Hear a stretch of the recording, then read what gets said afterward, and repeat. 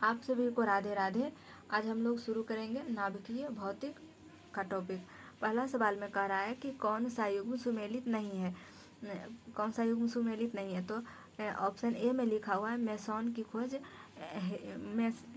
की खोज Hideki Yukawa ने किया था। तो मेसॉन की खोज युकावा ने किया था, ये सही है।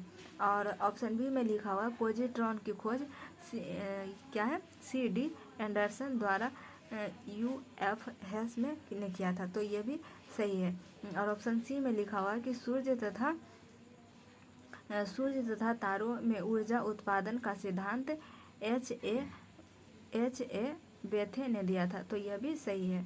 ऑप्शन डी गलत हो जाएगा। कह रहा है कि परायूनियम तत्वों का संश्लेषण एनरिको फर्मी ने किया था। तो ये गलत हो जाएगा।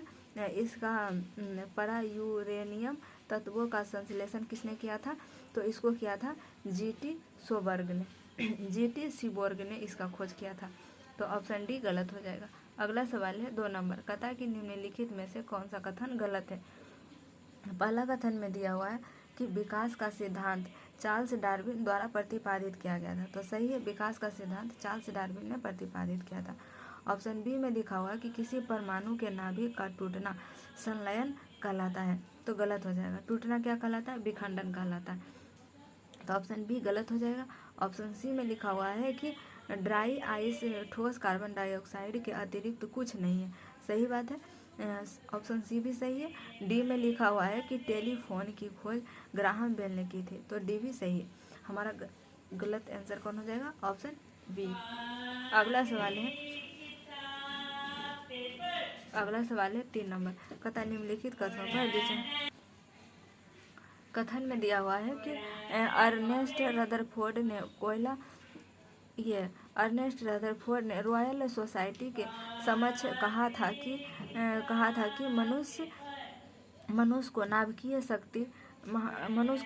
शक्ति कभी नहीं उपलब्ध होगी, क्योंकि उसे यह विश्वास था कि आइंस्टीन का नियम फेल हो जाएगा और मात्रा ऊर्जा में परिवर्तित नहीं होगी। तो दोनों सही है और व्याख्या भी कर रहा है। अगला सवाल है 4 नंबर। दोनों सही है और व्याख्या भी कर रहा है, तो आंसर हो जाएगा ऑप्शन ए। अगला सवाल है 4 नंबर। कथा निम्न कणों में से कौन सा एक उसका आविष्कार करने का दावा किया जा रहा है? अल्बर्ट आइंस्टीन के सापेक्षता सिद्धांत थ्योरी ऑफ रिलेटिविटी को गलत साबित करने की जोखिम में डाल सकता है। तो आंसर हो जाएगा ऑप्शन ए माइक्रोवेव फोटोन। अगला सवाल है 5 नंबर। कथा कि साइक्लोट्रॉन किस को त्वरित करने के लिए प्रयुक्त किया जाता है? आंसर हो जाएगा ऑप्शन बी प्रोटॉन। अगला सवाल है 6 नंबर। कथा कि पेयजल में गामा उत्सर्जन समस्थानिक है या नहीं, इसकी पुष्टि निम्नलिखित में से किससे की जा सकती है? आंसर हो जाएगा ऑप्शन सी प्रस्फुरण गणक से। अगला सवाल है 7 नंबर। कहता है कि सूर्य पर ऊर्जा का निर्माण होता है। आंसर हो जाएगा ऑप्शन बी नाभिकीय संलयन। सूर्य में क्या होता है? नाभिकीय संलयन। और चंद्रमा में भी नाभिकीय संलयन होता है। परमाणु बम में भी नाभिकीय संलयन होता है। और हाइड्रोजन बम में क्या होता है? नाभिकीय विखंडन होता है। अगला सवाल है 8 नंबर। कहता है तारे अपनी ऊर्जा प्राप्त करते हैं। आंसर हो जाएगा और तारा किससे प्राप्त करते हैं? नाभिकीय संलयन से और गुरुत्वीय संकुचन से। तो पहला और दूसरा सही हो जाएगा। ऑप्शन ए सही है। आंसर हो जाएगा ऑप्शन ए। अगला सवाल है 9 नंबर। कहता है तारे अपनी ऊर्जा निम्न में से किस प्रकार प्राप्त करते हैं? आंसर हो जाएगा ऑप्शन ए नाभिकीय संयोजन के फलस्वरूप। अगला सवाल है 10 नंबर। कहता है कि तारों में अक्षय ऊर्जा के स्रोत का कारण क्या है? आंसर हो जाएगा ऑप्शन ए हाइड्रोजन का हीलियम में परिवर्तन। अगला सवाल है 11 नंबर। कहता है कि क्या कहता है कि ऊर्जा क्या है? सूर्य से उत्पन्न ऊर्जा का स्रोत क्या है? आंसर हो जाएगा ऑप्शन बी नाभिकीय संलयन। अगला सवाल है 12 नंबर। कहता है कथनों पर विचार कीजिए। पहला ये क्या दिया हुआ है? नाभिकीय रिएक्टर यानी न्यूक्लियर रिएक्टर में स्वपोषित श्रृंखला अभिक्रिया स्वपोषित श्रृंखला अभिक्रिया संभव है क्योंकि पहला में दिया हुआ कि प्रत्येक विखंडन अभिक्रिया में अपेक्षाकृत अधिक न्यूट्रॉन निर्मुक्त होते हैं, तो सही है। और ऑप्शन 3 सही है। ध्रुत न्यूट्रॉन क्या है, ग्रेफाइट द्वारा धीमे किए जाते हैं, तो ऑप्शन बी सही हो जाएगा। इसका पहला और तीसरा सही है। अगला सवाल है 13 नंबर, कहता है कि परमाणु रिएक्टर क्या है। परमाणु रिएक्टर क्या है, आंसर हो जाएगा आणविक भट्ठी। परमाणु रिएक्टर एक भट्ठी है। अगला सवाल है 14 नंबर, कहता है कि कौन सा कथन नाभिकीय विखंडन से संबंधित नहीं है। आंसर हो जाएगा ऑप्शन बी, तारों से ऊर्जा का उत्पादन। तारों से ऊर्जा का उत्पादन नाभिकीय संलयन का उदाहरण है। अच्छा, इसका ऑप्शन ए भी, ये सब भी पढ़ सकते हैं। नाभिकीय विखंडन का एग्जाम्पल कौन कौन है, तो न्यूट्रॉन प्रेषित नाभिकीय अभिक्रिया है। नाभिकीय रिएक्टर में ऊर्जा का स्रोत जो बिजली उत्पन्न करता है, यह भी हो जाएगा।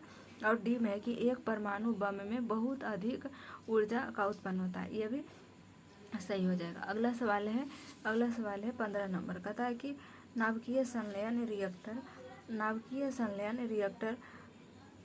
रिएक्टरों के विषय में निम्नलिखित कथनों पर विचार कीजिए। केवल ये पहला में क्या दिया हुआ है कि ये वे भारी नाभिकों में विखंडन के सिद्धांत पर कार्य करता है, तो ये सही हो जाएगा।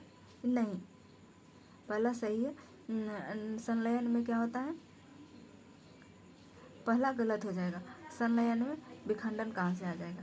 और दूसरा कथन में दिया हुआ कि साधारणतः उसकी टोकामक डिजाइन होती है, तो दूसरा सही हो जाएगा। और तीसरा में है कि वे बहुत अधिक तापक्रम पर कार्य करते हैं, तो तीसरा भी सही हो जाएगा। तो दूसरा तीसरा सही है, इसलिए हमारा आंसर हो जाएगा ऑप्शन सी। 2 और 3 सही है।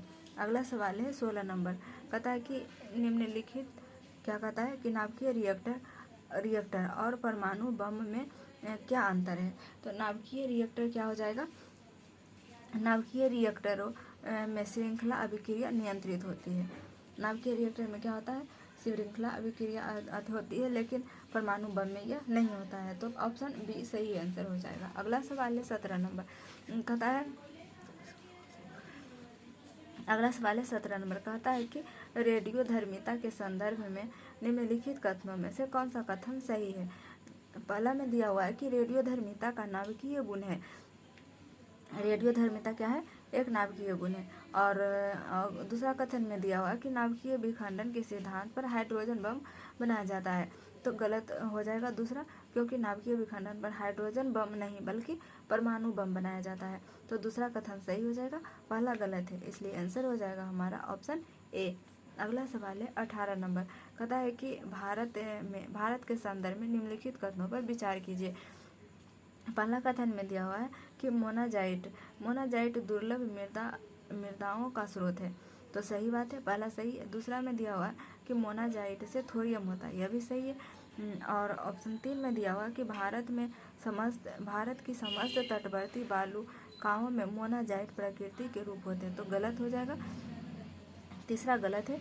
चौथा में दिया हुआ है कि भारत में केवल सरकारी निकाय ही मोनाजाइट संसाधित या निर्यात कर सकते हैं, यह सही है। तो पहला, दूसरा और चौथा सही है, आंसर हो जाएगा हमारा ऑप्शन बी। अगला सवाल है 19 नंबर, कहता कि भारत में प्रचुर मात्रा में उपलब्ध महत्वपूर्ण नाभिकीय ईंधन है, आंसर हो जाएगा ऑप्शन बी, थोरियम। अगला सवाल है 20 नंबर, कहता है एक रेडियोधर्मी तत्व जिसके भारतवर्ष में बड़े भंडार पाए जाते हैं, वो क्या हो जाएगा, थोरियम। अगला सवाल है 21 नंबर सवाल में कहता है कि कुछ लोगों का सोचना है कि तेजी से बढ़ रही ऊर्जा की जरूरत पूरी करने के लिए भारत को थोरियम को नाभिकीय ऊर्जा के भविष्य के ईंधन के रूप में विकसित करने के लिए शोध और विकास करना चाहिए। इस संदर्भ में थोरियम यूरेनियम की तुलना में कैसे अधिक लाभकारी है। तो इसका पहला कथन में क्या दिया हुआ है कि प्रकृति में यूरेनियम की तुलना में थोरियम की कहीं अधिक भंडार है, तो पहला कथन सही दिया हुआ। दूसरा में दिया हुआ है कि उत्खनन प्राप्त खनिज में उत्खनन प्राप्त खनिज से मिलने वाली प्रति इकाई द्रव्यमान ऊर्जा की तुलना की जाए तो थोरियम प्राकृतिक यूरेनियम की तुलना में कहीं अधिक ऊर्जा उत्पन्न करता है। यह भी सही है। तीसरा में दिया हुआ है कि थोरियम यूरेनियम की तुलना में कम नुकसानदेह अपशिष्ट उत्पादित करता है, तो तीसरा भी सही है। तो पहला, दूसरा, तीसरा सही है, इसलिए आंसर हो जाएगा ऑप्शन डी, तीनों सही है।